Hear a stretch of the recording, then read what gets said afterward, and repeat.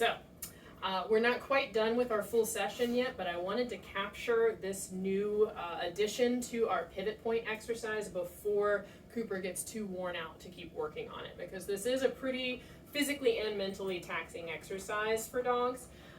So let me show you what we've built on from last week. What you need to start doing, because Sir Cooper is such a smarty pants, is you have to start building what we call a behavior chain with this pivot point exercise. So if you remember last week, we were having him sit in front of the stool and then trying to get a shake from him. And that familiar cue then led to us placing his paw on the stool and using a lure to get him to put both front paws up and stand.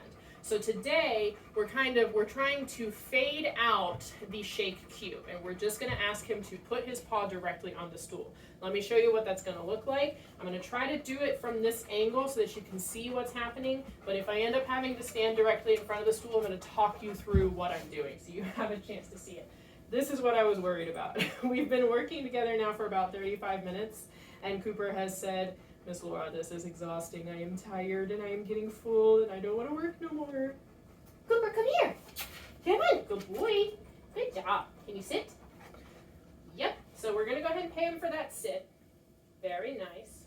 And then I'm going to cue the shake like we usually do, but I'm going to wait for him to commit. Yep. Good boy to putting that paw on the stool. So the key here is withholding your marker. The cue can remain the same. The hand out as if to ask for the paw, that can remain the same. But keep in mind that we have introduced a secondary cue in this exercise specifically, and that is the stool. So in this new context now, the hand out no longer means put your paw in my hand. The hand out means put your paw on the stool. That is the picture that we want to see from him. The perfect picture of this behavior is he goes into a sit, you hold out your hand, and then rather than placing his paw in your hand, he moves his paw onto the stool. That's when you can mark with yep and move to reward. I do still have peanut butter in play here, but what I've started doing is just using the kibble and kind of getting a very small smear of peanut butter on one of the kibbles. You'll notice it's also all over my hand. So he gets the smell of the peanut butter, but we are only really delivering dry food. So before he gets too tuckered out on this, I'm going to show you how we've introduced the pivot today. So I'm on his right side. What I'm going to do is just gently step into his right side, and I'm waiting for him to move. Oh, he got tired. What you're waiting for in that scenario, you want him to keep his front feet still, but take a step away from you with his back right foot. All we're looking for is that back right foot to shift just a little bit, okay? Let me see if I can get him to do it one more time for me. I know, you got it. Yep. I know, it's so hard, but you can do it. Oh no, Miss Laura, I'm tired. I'm tired. Can we do it this way? Can we do it right here? Yeah, sit. Yep. Almost. Let me make it easy.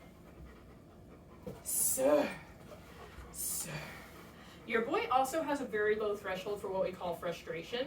If I fail to pay him for something that he thinks is right, yep. Almost. Yep, I know I'm babying you through this time. If I fail to pay him once for something that he thinks he has done correctly, I call this a tantrum. He throws a tantrum. So he just breaks from the behavior and walks away from me and goes and takes a sniff break and just checks out. He says, "I'm done. You've made this too complex. You've made it too challenging, and I don't want to learn. So I'm just going to walk away." It's time to be a big boy, though. You got to treat him like an adult that he is. So if he does walk away, don't baby him. Don't beg for him to come back. Let him have his little tantrum. Sit. And he's only going to get paid for the work that we want him to do right now. Yep. I am going to baby you through this so that we can show Mom and Dad. No, I need you to put the paw on the stool, you goofy guy. Yep. There we go. You cheated. Sit. Yep. That's nice. Yep.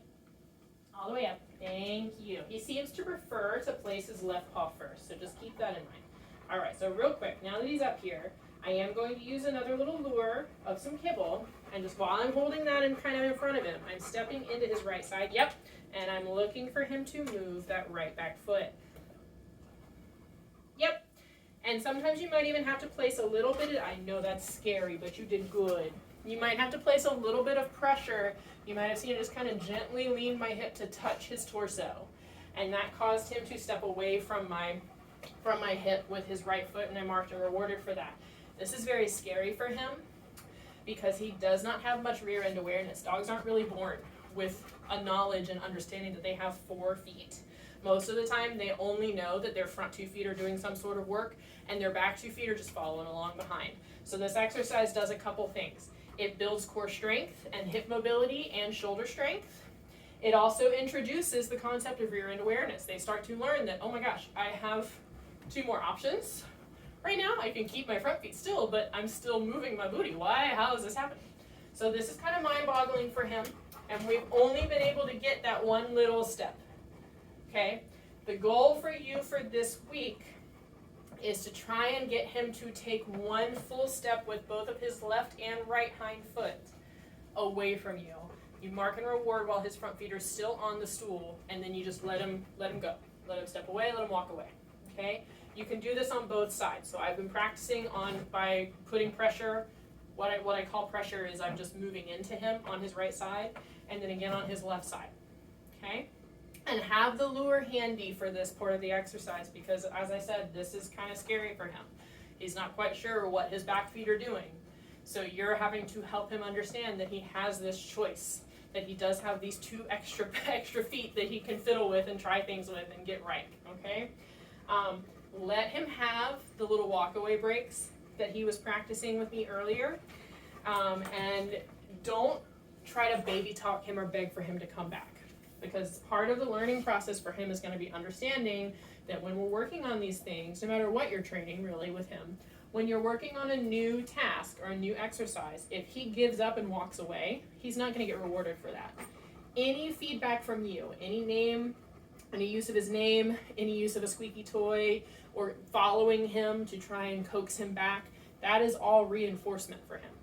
Okay? So when you're working on these kind of more intensive mental and physical skills, you have to let him be a big boy and realize that if he chooses to walk away, he's not going to get any reward for walking away from it. The only reinforcement that he's going to get is by actively working on this new skill with you. Okay? Let me know if you have questions about building on this pivot point. With the holidays coming up, our next session is not going to be until the new year, I'm afraid. So we're looking at, I think, January 8th is going to be the first Wednesday outside of the holidays. So that's when I will book his next session. For now, because I have physically and mentally exhausted him, we're going to work on building some more down duration. But I know that you guys have a handle on that at home. So I just wanted to show you this expansion on our pivot point. You did so good for me. Thank you for being patient, baby. Yes, I